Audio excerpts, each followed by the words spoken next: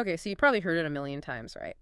The easiest, most boring financial move, just buy a diversified index fund. Yeah, it's the go-to advice. Super safe, super smart, guarantees your future. Even Buffett says so. Exactly. It promises diversification, stability, access to global growth. Sounds perfect. And look, that story's been incredibly successful.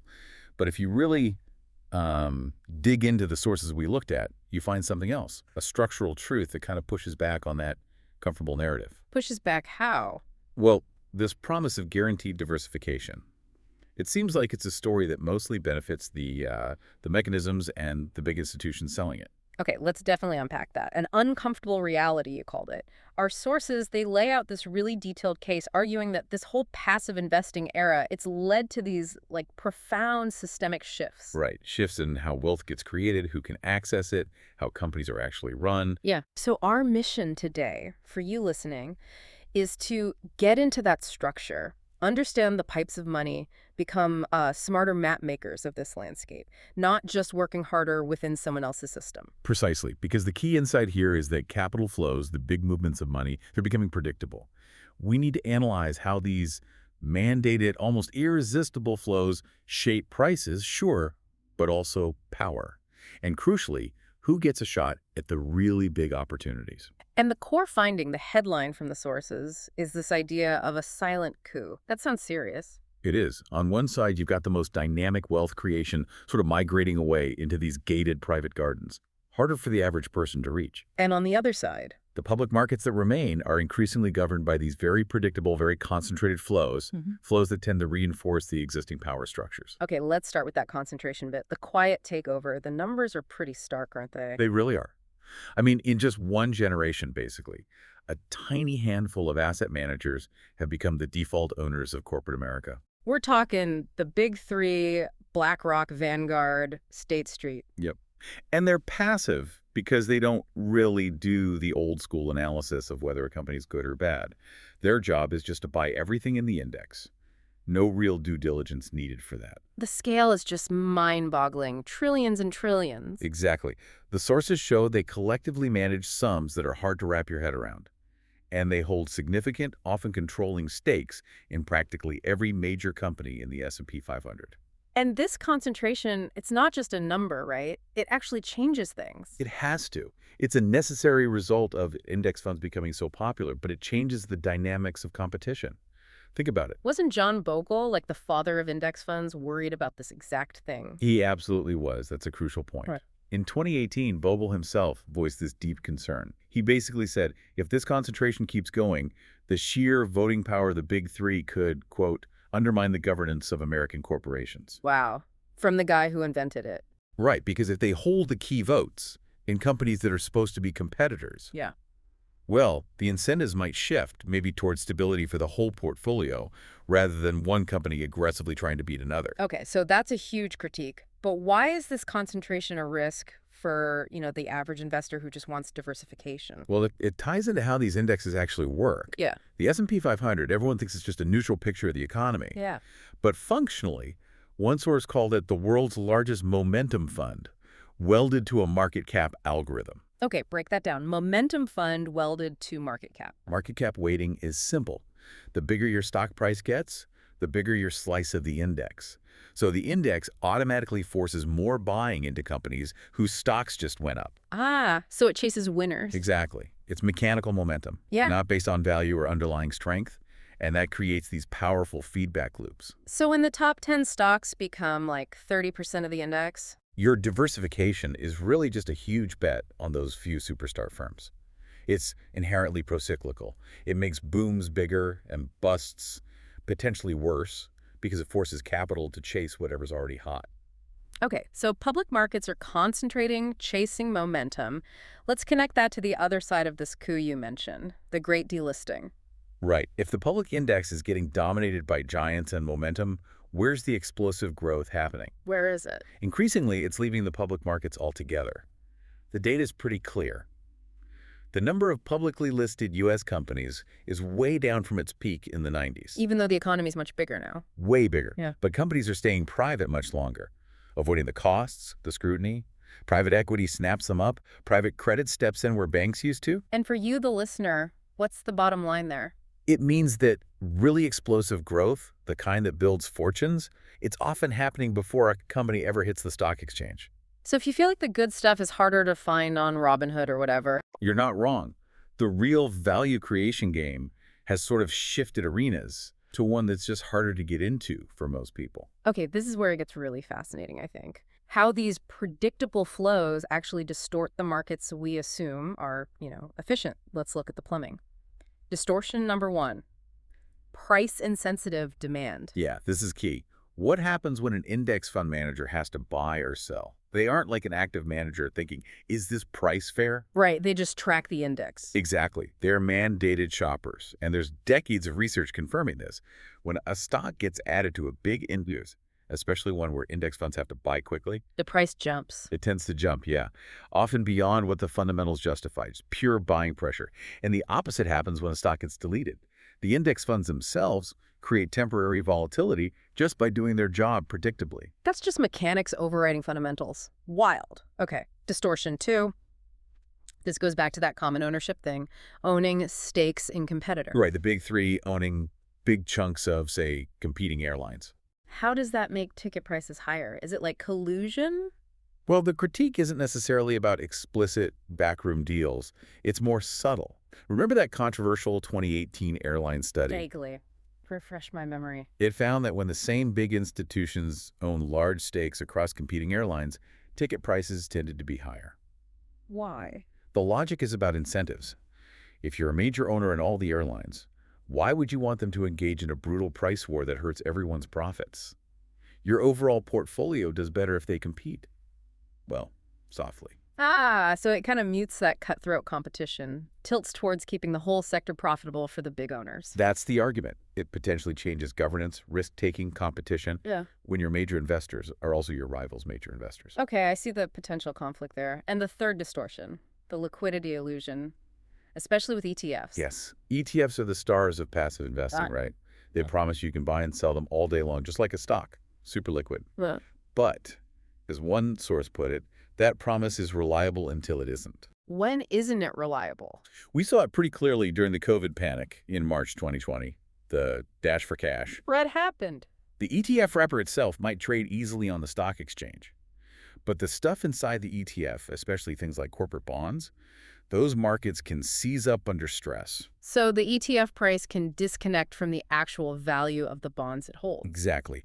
During that stress, some major bond ETFs traded at big discounts to their net asset value, their NAV, sometimes 5%, even 10% below. For a while, if you needed to sell, you faced a real liquidity crunch. A nightmare, really. So the ETF price found the all value faster than the underlying bond market could adjust. The exit door was there, but the hallway got jammed. That's a perfect analogy. Daily liquidity is great until everyone needs it at the exact same moment. The plumbing between the ETF and the actual assets can break down under pressure. Okay, so we've got this picture.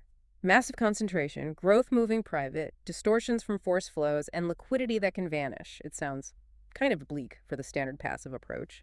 It definitely presents challenges. This is where we pivot. Instead of just diagnosing the problem, let's talk about the playbook for navigating this new era. You don't fight the giant waves, you learn to surf them. Right, you don't throw rocks at the castle, you build a tunnel around its constraints. Exactly. And the reroute strategy starts by accepting that these flows you might fear, they're actually predictable because passive capital follows rules. So predictability is the key. It is. Our sources suggest thinking in 3 layers to find an edge: flows, incentives, and constraints. Think about index rebalances. They happen on known schedules, following strict rules. Those are constraints you can study. Okay, let's get practical. Action on flows and concentration. First up, exploiting those rebalances. If you know the rules in the calendar, you can anticipate the forced buying or selling. How? Well, you could try to identify companies likely to enter a major index before the announcement. Buy them ahead of the mandated buying that will push the price up. Front-running the index funds, basically. In a sense. Or, conversely, look at the companies getting kicked out of an index. The baby's thrown out with the bathwater. If the company's actually solid but getting dumped purely for mechanical reasons, That could be a buying opportunity. potentially, yes. Yeah. You're basically trying to get ahead of predictable, price-insensitive trades. And what about countering that concentration, that market cap momentum bias? You need some kind of anti-concentration ballast in your thinking. If the default is loading up on the few giants whose prices just went up, you might gain an edge by deliberately tilting away from that. Like using equal weight funds. That's one way. Equal weight forces selling winners and buying losers to maintain balance, the opposite of momentum. Or focusing on areas the big indexes tend to underweight, like small cap value or maybe certain international value strategies, stuff that's systematically underowned by those dominant flows. Okay, shifting to liquidity and constraints. We talked about that liquidity illusion. How do you deal with that risk? This is crucial, the liquidity barbell strategy. You need an explicit slug of boring, cash-like assets. Like T-bills, high-yield savings. Exactly. Short-term treasuries. Not because you expect amazing returns from them, but for the optionality and the negotiating power they give you. Optionality how? When markets panic, when others have to sell because of margin calls or fear, or because their mandate forces them out, that's when your dry powder lets you step in and buy good assets cheap. It's risk management that doubles as an offensive tool. Got it. And building on that, accessing the private growth, since it's harder to get directly. We need bridges. Private credit, private equity, they're booming. The IMF, McKinsey, they all show massive growth there. But how does a regular investor get a piece of that? You look for publicly traded bridge vehicles. Think business development companies, BDCs. What are those? They're public companies that lend money to medium-sized private businesses. They have to pay out most of their income as dividends by law. So they act like a pass-through for getting exposure to those private credit cash flows. Interesting. Any others? You might also look at certain closed-end funds that trade at discounts to their NAV. Sometimes these hold less liquid or private-like assets. It's about finding public wrappers for these harder-to-access private returns, getting off the main index highway. Okay, final layer. Incentives and the off-index pipeline. How do we act on those? First, seek out governance clarity. Look for companies where the incentives seem aligned with long-term value creation, not just hitting quarterly numbers for index watchers. Like founder-led companies. Often, yes. Companies where the people in charge have significant skin in the game, significant insider ownership. They're maybe less likely to play the short-term theatrics game that institutions sometimes demand. Their incentives might be closer to yours as a long-term owner. And then there's this idea of building a local monopoly. What does that mean? It means you don't have to play in the same sandbox as venture capital. Look locally. Look for boring off-index opportunities. Like what? Think micro private equity, buying established, profitable local businesses. Maybe HVAC, specialized cleaning services, small manufacturing, often at really reasonable multiples, like 3 to 5 times cash flow. Stuff that doesn't make headlines. Exactly. These returns are private because they're invisible to the headline chasers, the people only looking at the S&P 500. It takes effort, sure, but it operates completely outside those big predictable passive flows. That's a real structural edge. And the sources also mention a really personal edge. Absolutely. Maybe the ultimate structural edge in this complex world is you. Your mind, your body. How so? If this new environment rewards patience, calm thinking, and understanding complex systems more than just reacting, then preparing your personal platform is maybe the highest return investment you can make. So like sleep. Treat sleep as risk management. Seriously. Treat learning widely, reading outside finance, lifting weights even, as building anti-fragility. Building a moat against emotional short-term decisions. Capacity matters. Okay, let's pull back for a second, a nuanced check. We're not saying passive funds are bad, are we? No, not at all. They were a fantastic innovation for consumers, lowered fees like crazy, gave everyone easy access to market returns. That's huge. Yeah. But their sheer dominance now creates the system-level risks we've discussed. Yes. Concentration, the potential liquidity issues, the incentive shifts. The goal isn't dogma, like index funds bad. Yeah. It's about proportional decision-making, understanding the system you're actually in. Right. You have to be an active designer, even of your passive holdings. Okay, so for you listening, what's the takeaway? What could you do, say, in the next 90 days? Let's try a blueprint summary. Okay. 1. Audit your current exposure. How much overlap is there with those top 10 megacaps? Check for that hidden concentration and procyclical risk. Good first step. 2. Start building that liquidity sleeve, that T-bill barbell. Doesn't have to be huge, but start thinking their optionality. Dry powder. 3. Well. Learn the calendar. When do the big indexes like the S&P 500 or Russell rebalance? Who might be going in or out? Just knowing the timing is step 1. Knowledge is power there. 4. Start exploring that private pipeline. Maybe just learn about BDCs or network with local business brokers if that's your interest. See what's out there off the main road. Build the map. And fifth. Fifth, and maybe the most foundational, build that mind and body platform. Focus on capacity, calm, long-term thinking. Yeah. And maybe a final thought on this. You hear a lot about democratization through things like fractional shares, and that's fine, it lowers barriers. But But it's often a sales pitch that doesn't give you a real structural edge. The true democratization, perhaps, is cognitive. It's you deciding to be the designer of your own financial system, not just a passive passenger riding in someone else's vehicle, following their default rules. so when your money leaves your account, You need to be sure it's voting for your future, reflecting your understanding of the map, not just automatically reinforcing the rules and structures that benefit the rule makers.